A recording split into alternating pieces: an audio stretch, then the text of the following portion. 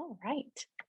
Well, I'll go ahead and share our presentation to get us started here today. And as more folks join us, we will just delight in their participation and joining our community here. But in the meantime, I just want to thank you all for joining us here for this is the fourth of four sessions this week in this virtual conversation series for leadership educators. This is something we started early in the pandemic as a way to just connect with folks in a way that we weren't able to do for the foreseeable future. Now we are all meeting again in person, and that is delightful and nice to do. But for these hour-long sessions, we couldn't all bring you to Central Illinois for an hour meeting. Can you imagine?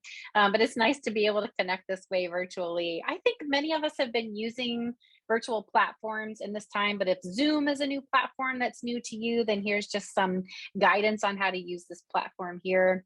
The chat feature is definitely a way to share questions or show support for comments that are being shared with from our presenter here or other folks in the room. If you want to private message me with a question, please feel that you can do that as well, and I'll speak on your behalf here. We don't have any particular poll questions, but we will be asking some questions for you to respond in the chat feature, so you'll see that as well. If you want to turn your cameras on so that we can see you, that's great.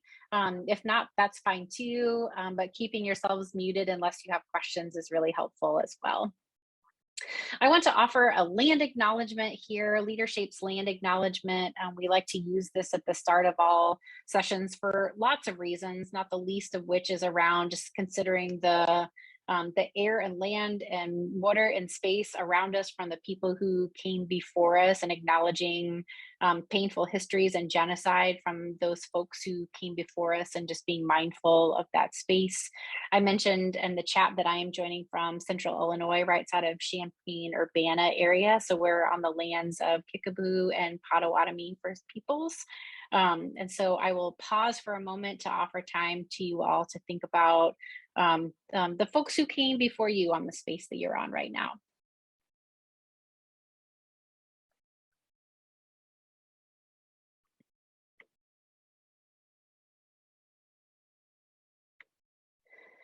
If you are new to LeaderShape, if this is your first contact with us here and thinking about what LeaderShape is all about, I thought I would share with you the vision and mission statement of LeaderShape, and thinking about our vision is a just, caring, and thriving world where all lead with integrity and a healthy disregard for the impossible, with our mission statement of transforming the world by growing the number of people helping us to do that. And so I hope that you feel, as part of this space and joining us here, that you feel part of that work and connected to this community and the work that we are doing. We know that there are plenty of definitions of leadership in the world. This is the one that LeaderShape uses. So leadership involves living in a state of possibility, making a commitment to a vision, developing relationships to move vision into action, and sustaining a high level of integrity. Effective leadership takes place in the context of a community and results in a more equitable society. I am so glad to be joined here today by Elizabeth Thompson, who I know through the work that I do at LeaderShape.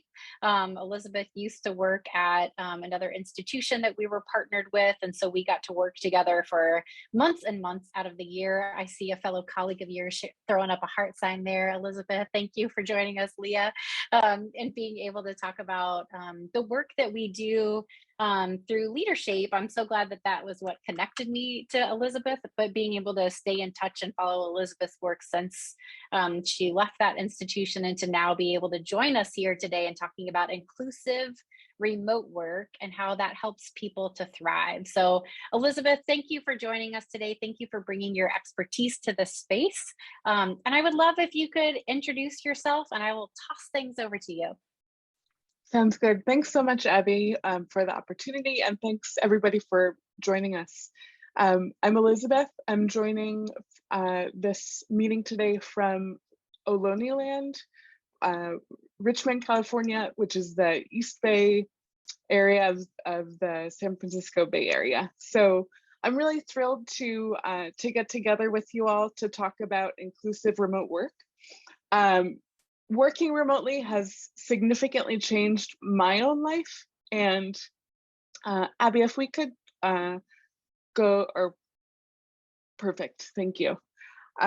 So it's significantly changed my own life and what's possible for me. And I'm excited to talk about my own experience and engage with folks around some of what your experiences have been. There are a few things that I hope you will think about and take away from this session. We'll talk about being mindful in meetings and what that means in a remote work environment. We will also talk about the connection between technology and connection at work, and how technology has really enhanced and amplified what it means to build relationships and be in community with people in workplaces. And then finally, we'll talk about using micro affirmations in the remote workplace.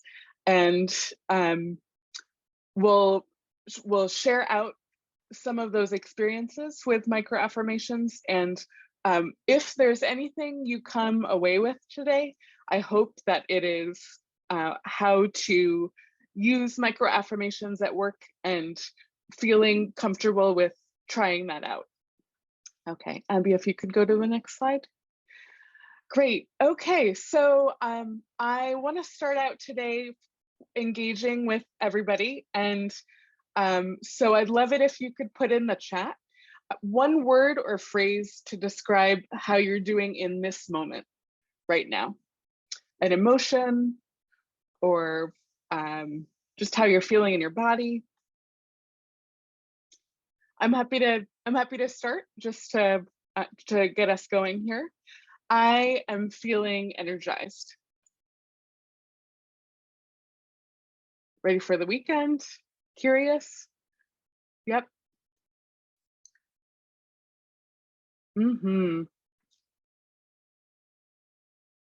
Sore from yesterday's workout? Yeah. It's nice when the soreness carries over for an extra day, right? Yeah, good to see the range of emotions here. So I have us mention that because how we're feeling, what we're experiencing in the moment, it comes with us when we're in person at work, but it's also it doesn't go away just because we're engaging virtually. So I'd ask that you just keep in mind and have an awareness of the experience happening for you, even as wherever you're joining in from today, as you sit in front of the screen, just remembering that is still with us, even though we are virtual. Abby, if you could go to the next slide, please. So I'll talk now about my own, a bit about my own experience. So I pivoted to corporate human resources after working in student affairs and higher education for over 10 years. And I've been curious and interested in remote work for a long time.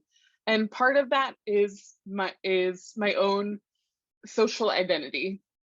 One aspect of that is that I'm physically disabled, and part of my disability, it means that I can, I have a certain reserve of energy. I think anyone with a body has a certain reserve of energy, but because of my disability, I'm having to be differently mindful of that energy.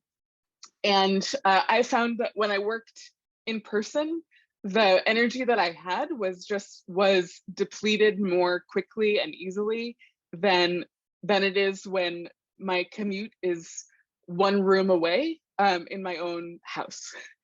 And so for me, I found that navigating built environments that didn't have my body in mind. It just meant that I had to expend that much more energy, and it in some ways was another job on top of the one that I already had. And so remote work really opened up a whole new world for me. And no commute meant saving energy to put toward work, and also exploring interests outside of work. Cooking, gardening, decorating the house that I recently bought with my partner. Also, it meant that I wasn't forced to disclose my disability from the very beginning, and provided more agency over how and when I share about myself. It also meant less noise from oppression and inequity. It still is there, but a remote workplace also provides a more level playing field because everyone was remote and had the same context of being in front of a computer in a place that was not a building where everyone congregated. So technology is a really powerful tool for connection that we as leaders should leverage thoughtfully. And there are a number of ways to do that. Since pivoting to corporate HR, I now work for LinkedIn, the tech company. I'm not here necessarily for LinkedIn. I'm here as an individual, but I will speak to some of the ways that LinkedIn as a platform can facilitate the connection that I'm talking about. So one method for this connection is story sharing that happens on LinkedIn. If in that chat, if people can just put a +1 if you've engaged with the LinkedIn platform before. It'd be helpful to know if folks have done that. A few people? Great. And the thing about LinkedIn that is different than other platforms is that it gives people a chance to share with their network, with their professional connections, what's happening for them in their work lives. But I think one thing that I've noticed really since the pandemic started is that people are more likely to share vulnerably on the platform about struggles that they've had with work-life balance or work-life integration, what it's like to be a parent with a child at home who can't be vaccinated, or having to be a caregiver to a family member or elderly parent, what it's like to onboard remotely, and the challenges of not being able to engage in person with folks. The platform has been really great as a story sharing platform, which I've noticed and really appreciated. Also, celebrating job changes and promotions on the platform. In Brené Brown's work, her most recent book, Atlas of the Heart, she talks about an emotion, Freudenfreude, which is the inverse of Schadenfreude. Freudenfreude is finding joy and pleasure from other people's success, and really basking in the good news that people have to share about their work lives in this context. So I've found that that sharing on the platform is a great way to find joy in others' successes and provide that support in a virtual workplace. Some other things to think about when it comes to technology and connection. Abby mentioned at the beginning of this meeting that having people be on camera if possible, but if not, that being fine too. It is possible to, I think, be too connected sometimes and be do what we think other people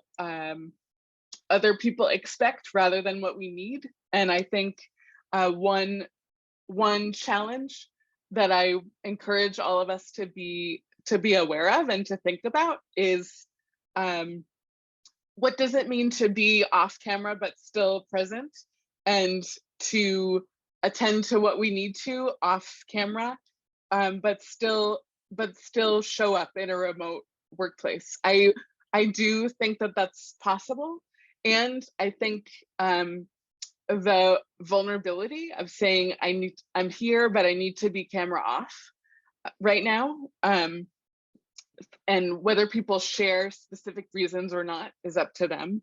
I think that depends on a person's comfort level, but there are opportunities to kind of leverage that vulnerability and that transparency as a way to connect with folks, and just do what we need to do in very full lives where so much is happening at home, while we're also doing particular jobs. Yeah, Elizabeth, I really appreciate that point about cameras on or off, because I think so often we have felt pressure.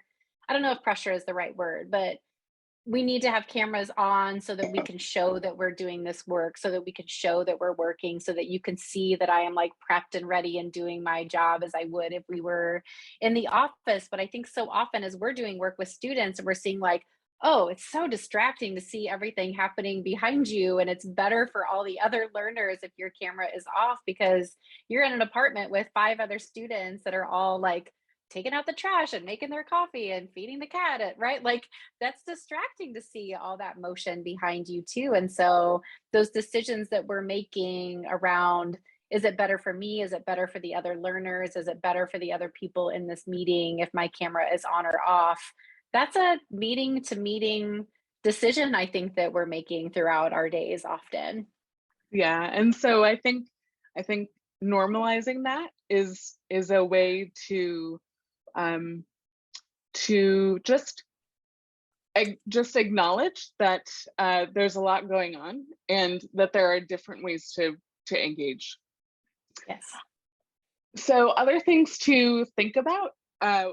One thing that I really love, that's been a really pleasant surprise in a remote workplace, has been when you get together with folks for a retreat, for LeaderShape get together, at the very end of the session, having a moment where if people are able to do cameras on, where you do a group picture, kind of Brady Bunch style, of just commemorating that everyone got together, even though you're not in the same shared space. It's a great kind of memento for people to come away with. So that's just been a fun sort of side effect here. Some other things to think about: utilizing breakout spaces as a way to foster deep connection, either depending on the size of the group, either one-on-one or in small groups, and shifting agendas so that you leave more time for connection with a group, and having a shorter talk track from a presenter. I'm gonna talk for a little while, but I do hope that we can engage as a group. There will be time for conversation and Q&A in a little while, so I look forward to that with everybody. And so next, we'll talk about being mindful in meetings, and then finally, we'll get into microaffirmations, as I said. So there are different ways to have mindful meetings, and you'll see here that having reflection questions in the same way as we might if we were in person. I know LeaderShape does this really well, having reflection questions and kind of getting to know you intro when you are engaging with folks, either for brainstorming or kind of team building. Using that time is important, and because we're not all in the same physical space, it's even more imperative that we make space and leave space for there to be engagement about people's different experiences that are separate from whatever the meeting content is. So just one example of this that I've really loved. Esther Perel, who is a Belgian US American psychologist, during the pandemic had gotten feedback from her network of folks, her people who listen to her and watch her content, that they really missed the kind of reflection that happens in person and engaging with those kinds of questions. So Esther Perel came up with a game of these kinds of reflection questions. On the screen, you'll see one example: share something that's changed your worldview.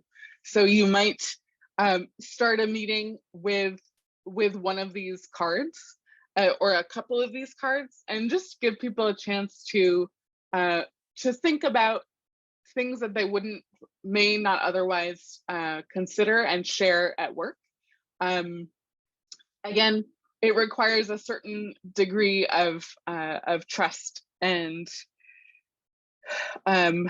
connection, but I think I have found that the more you carve out time to engage with these kinds of questions, the more people will meet you there, because you're conveying that you want to build that trust and connection.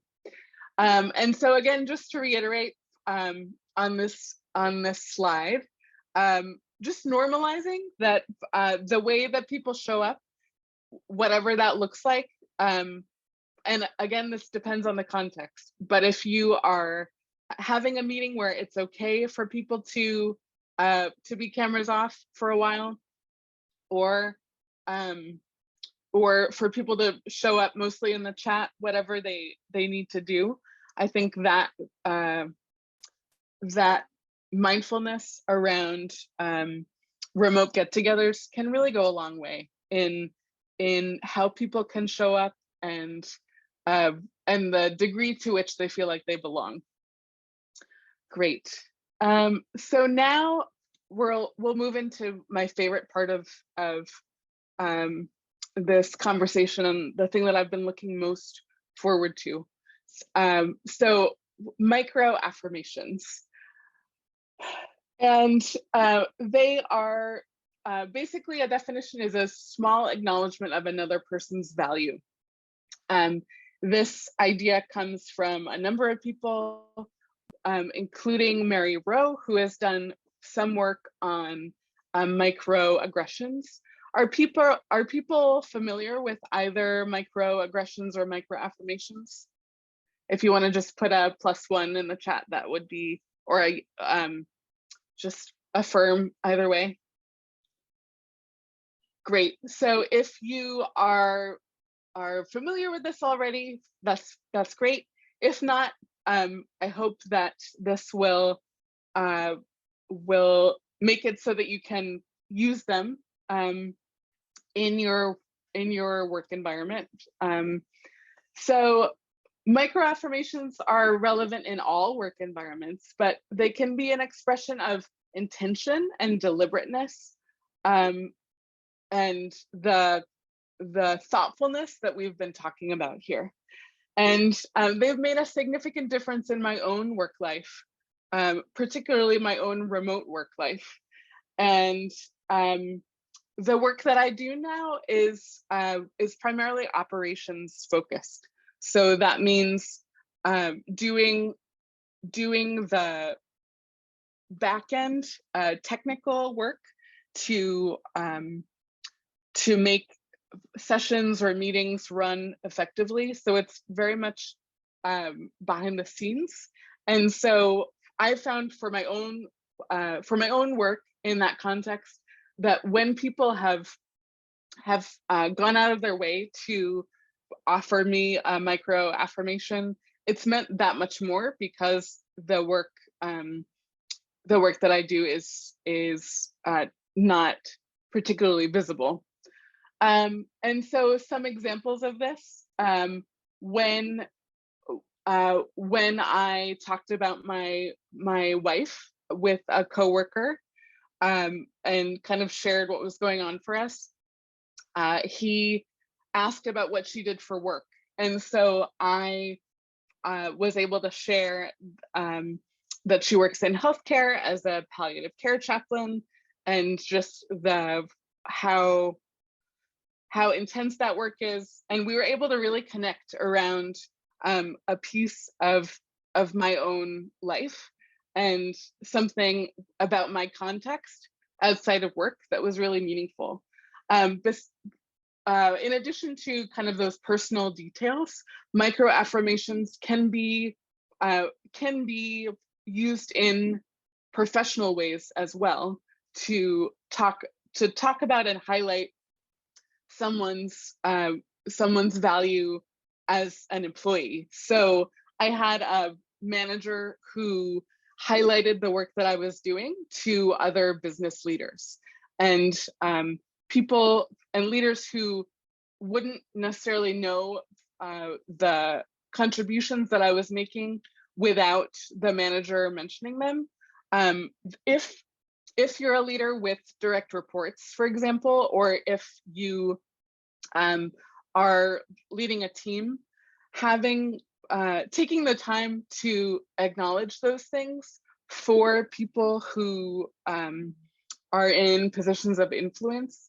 This is another way of, I think, living into what LeaderShape tries to do in the world, and can be really values focused also, which I appreciate, and lifting up people who don't necessarily have the power or influence that a leader might have. Yeah. Elizabeth, I really appreciate how you shared about this too, and thinking about this coworker of yours and what you were able to share about your outside of work life too. I think that when we're in a shared workspace and a physical workspace together, those kinds of things are happening in the hallways and before a meeting starts and when we run out to get lunch together, right? Like those kinds of Yeah. the ways that we get to know each other and the way that we connect through what we do outside of the four physical walls of our work building. And I love that you've connected this around the affirmations and the ways that we acknowledge other people's values through finding out things about them, and what that looks like in a virtual space maybe got a little bit harder for folks, and it's still possible to do it. I really appreciate this reminder to make those things happen, those little ways that we get to know our colleagues and coworkers better, so that we have greater care for them, we understand them better, we get to know them better, we value them more as other people in the work that we do. So thank you for this reminder. I really, really appreciate this. Sure. Yeah, thanks for that, Abby.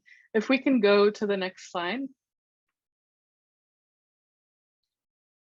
Now we'll have a chance to hear from Vernee Myers, who works in diversity, equity, inclusion at Netflix, more about what micro affirmations are and how to use them. You also talk about something called microaffirmations, and this is something I've never heard before, and I thought it was super interesting. So tell us about that. It goes a long way. Small stuff can be painful, but small stuff can actually also be incredibly beautiful. which is to say that you can say things like thank you, right? So hierarchically, sometimes we see, oh, certain people get thanked, other people don't. You can say things like, you can acknowledge where people have had great success, especially when you know there is a negative stereotype about them. You can learn how to pronounce people's names, right? And get them right, right? Because, you know, when my name is mispronounced, I'm not mad. But boy, when someone gets it right, I feel like I love you, you know? There are just things where also you can, when you're in a meeting, you can actually keep a list of who you call them, because a lot of times our biases like show up in that. Like you know, I'm a very gregarious person. I'm looking for the gregarious person. So I'm calling on there with people who are very expressive, right? But sometimes if you keep a list, you can check to see like, who have I been calling on and who haven't I been calling on, right? Do you want me to keep going with that? Oh, sorry. I lost all my sound.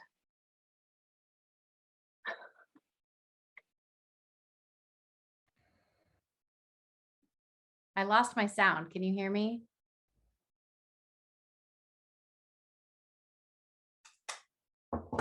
Okay. It sounds like folks can hear. Okay. So thank you, Stephanie. Yes, this is all part of it. So for people, I just want to call this out. So sometimes people say you're on mute, and that's one way to do it. Another way that I've found useful is if somebody's on mute, for me to say, I can't hear you.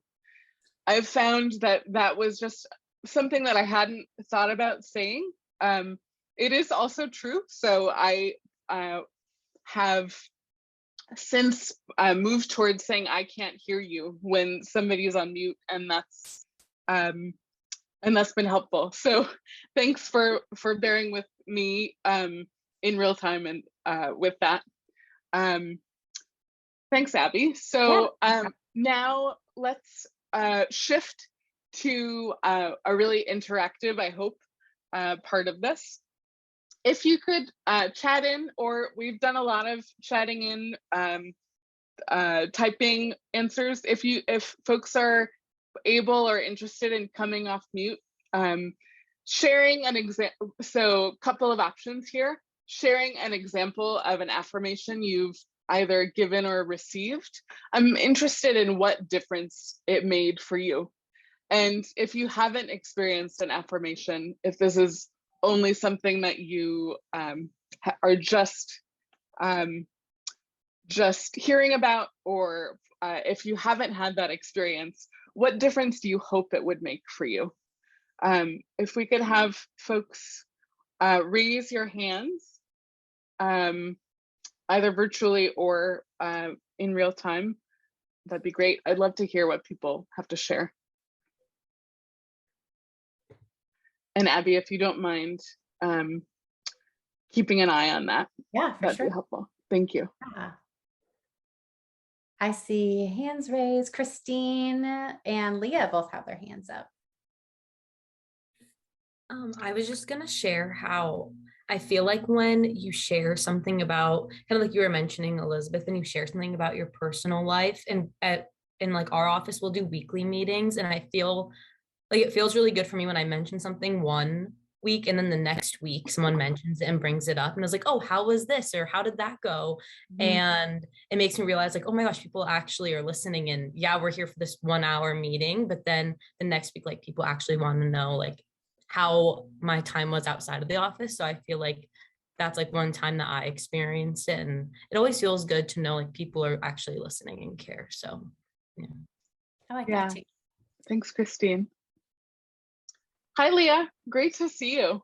Hi. So great to see you. Elizabeth, thanks for bringing this to us. It's so important. I had one just yesterday, which, you know, was a great example of vulnerability and also a microaffirmation. So our vice president for resource development, I think Elizabeth knows this very much about me. I just played a retape of my head of an email I had sent earlier in a response. And I felt like, did I not come across the right way? And so then I sent an email knowing that she appreciates things like that. I'm like, I'm just rethinking. I want to let you know I have, and she said, can you talk? I'd rather talk about this on the phone. And she said, I just want to let you know that I hope that I hate it when I wear things like this on my heart all day. And I hope you didn't, even though I did. But just her saying that to me and said, I never want you to feel that way. I want us to always be open. This is what she said, I value your expertise in this area. And even when we don't agree, I still want to talk about it. Oh, that's delightful. It was like, it made my day. It was the cherry on the sundae. Yeah. And so it was vulnerability and a microaffirmation. I love that. That's Thank really you. great. That's really powerful. And Jen? Yeah, I was gonna say, like, our work environment, I think overall has been great at acknowledging individuals' work. I think what goes above and beyond, and what's happened to me like this past week was that, I was acknowledged for a project and something that I worked on with another person, and then somebody else, privately messaged and said, and I got to share about it, but in the meeting, but privately messaged and said, I'd love to talk to you one-on-one about this. And like, we both work hybrid and remote. And so, setting up purposeful time and space to talk about projects and being asked to expand more or partner on something that's a similar initiative definitely helps know that you're doing some good work and just be that affirmation that you need sometimes in this environment. Yeah. Great. Thank you. Nice. I love that. I wanted to share too that I serve on our library board, and our head librarian, she's been doing a lot of work with her grandson at our library to do a lot of like cleaning up and reorganizing and shifting things around. And we had a board meeting this week, and she had been I think my AirPods tried to connect. Sorry about that. She had been a little stressed out and was having some struggles with something.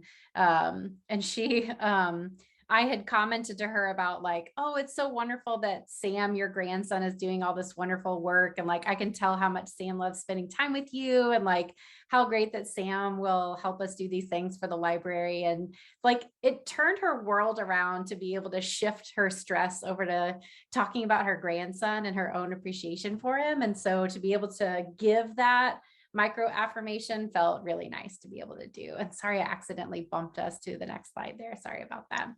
No worries.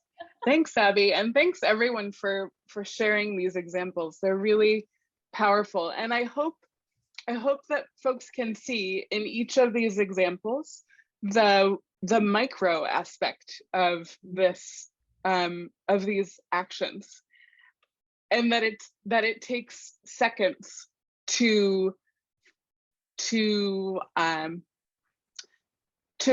just sort of witness people and acknowledge what they might be feeling, acknowledge the contribution that they make. It doesn't take much if we are mindful. And I hope that that's been, just to kind of move us along here, I hope that that's been a theme in this presentation, that the mindfulness that you might provide, or that you might offer in the beginning of these experiences, thinking about how to craft a meeting or how to acknowledge someone's work to people who are influential in your company or your organization. That thoughtfulness really on the front end is what then makes these small moments of affirmation possible consistently, because you've done the work to consider them in advance. And so again, I hope that it's clear that this investment of energy and time can really make a difference for people in feeling as though they belong in a remote workplace, and feeling as though they can come to work remotely, virtually, in a hybrid way, some in person, some remotely, whatever your context is, that thoughtfulness about making sure that people know that you notice. All of this really makes an enormous difference, or has the potential to make an enormous difference when we're all dispersed like this. So now I'd love to just have a conversation about all of this and just hear more about how this lands for you. If there are any questions, I'm happy to engage with those. But thank you all so much for listening and engaging with us. Really appreciate you being here.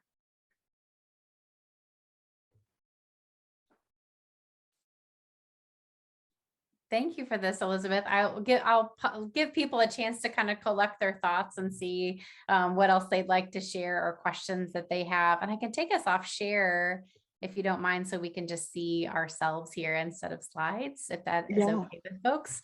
Perfect. I think for me, if I'm kind of turning this to myself and inserting myself here and just thinking about, I grew up in this very corporate culture where the only important thing was getting the work done. And so this shift of like, oh, right, you also have to care about the people, and the relationships are so valuable, and the things that you learn from other people when you connect with them, like, that's what makes the work happen. It's not this like, you have to account for every 15 minutes of every hour of your, like, sure, but you also have to connect with people. You also have to form relationships and build community. And I love, Elizabeth, that you've given us these incremental ways with a growth mindset of how to do that through microaffirmations, certainly, but also in thinking about how does that work from a work environment, and considering your positionality too, perhaps in those spaces. I think that's incredibly helpful. Yeah, thank you. And Jen, I see you have a hand up too.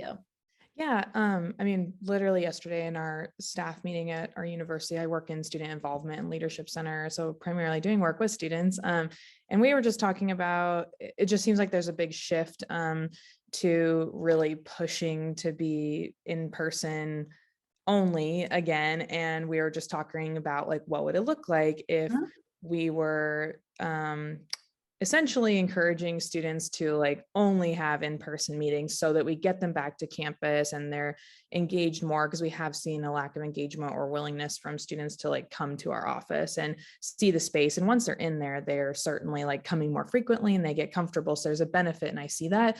But I kind of pushed back and said, like, there's still a lot of convenience factors and accessibility factors to offering remote options for our students and meetings, even just like finding parking on campus and paying for parking and the stressor of that. So I guess I'm just curious, like, I feel like the only voice in the room that's like pushing to still have an option for remote and hybrid for student leaders to engage and keep them engaged. So I'm just curious, like, in that perspective, I think we're doing a good job with our full-time staff and keeping them engaged and kind of doing these microaffirmations and whatnot and creating a culture for that. But I think the university really wants to see a shift to in-person only for students as the first option and kind of the only option. So just curious what your thoughts are on that as I continue to kind of push back a little bit. Really appreciate this. I think that I'm a little bit removed from that world at this point. It's been a few years, but I really think that I appreciate, Jen, that you are thinking about this and wanting to really highlight specific examples of where there might be barriers. So I think the more examples that you can gather and document, the more sort of evidence you will have for why remaining remote, or at least having a hybrid option, is worthwhile. I also think people's stories matter too, right? So if you have learners who have benefited from being in a remote environment, like earlier that I shared the the piece about the difference that a remote workplace has made for me as a physically disabled person. Those examples from your learners will also humanize this context. And I think it's often easy for people to assume that it's less personal or less meaningful because we're all in front of computer screens. But I think with intentionality, we can still foster that connection. And it may be ignorance on the part of folks, or in some ways difficulty with thinking creatively about what other possibilities might be. I think encouraging people to think about those possibilities by educating them with examples can be really helpful. Do you feel like you would be able to find those examples from students or learners in your context? Yeah, definitely. I appreciate kind of the qualitative approach that you're suggesting, because there's definitely power in those stories as well. And so I'll keep gathering. Great. Good And luck. thank you, Abby, I hope that works. for sharing that piece. Yeah, I think too, we talk so much at LeaderShape, but I think in higher ed as well, and thinking about how we meet the needs of different learning styles and different learners. So with LeaderShape programs, we have large group discussion, we have one person facilitating, we have small group discussions, we have pair discussions, we have personal reflection, we have activity to meet the needs of different learning styles. And so I think we're not alone in realizing like, virtual learning is also a learning style that some people perform best in, or that some subject matter is learned best in. And so if we're not acknowledging that, then we're not doing what's best for our learners. Yeah, I see your hand, Leah. Yes, of course. So, no, I think, Elizabeth, you nailed it. Like you said, there's a lack of creativity and innovation. Yeah. And also wrapped up in that, because you'll see that the data, and I'm sure, you may have seen this too, Elizabeth, that even across industry, it's the CEOs and senior leaders that want butts the back in seats. It's true. So yeah, right. And also who hold the highest privileges. Mm-hmm. They can afford the parking. They can afford the commutes. They can afford the childcare. They can afford the elder, whatever that takes. Mm-hmm. They have to deal less sometimes with the biases, given demographically who's at the top. All of those things. And there's a real fear, I think. People are fearful that the meaningfulness of their job and who they are to that company or to that organization will go away when they're virtual. And that's real. So they can hide behind this, we do better work when we're in person, or we do better collaboration when we're in person. But there's that real fear of like, what does that mean for me now? Is my whole, is the meaningfulness going to go away? Yeah. Yeah. And I think to your point, Leah, another piece of this is the value of affirming those feelings and those experiences that those leaders have, and saying, I understand that this feels new and unknown and uncertain, and affirming what those feelings are as well, in order to help people sort of come along with you as you're trying to persuade them that some combination of all of this is a way for the work to still be meaningful and to still be of value. I think for people to consider the nuances of what are we trying to do in this moment? What is the purpose of this meeting or gathering? And to think about, is this so some things may really be more meaningful or more collaborative if people are in the same physical space. That might be the case for some team building or developing objectives and key results. Sometimes it really is important to be in the same space.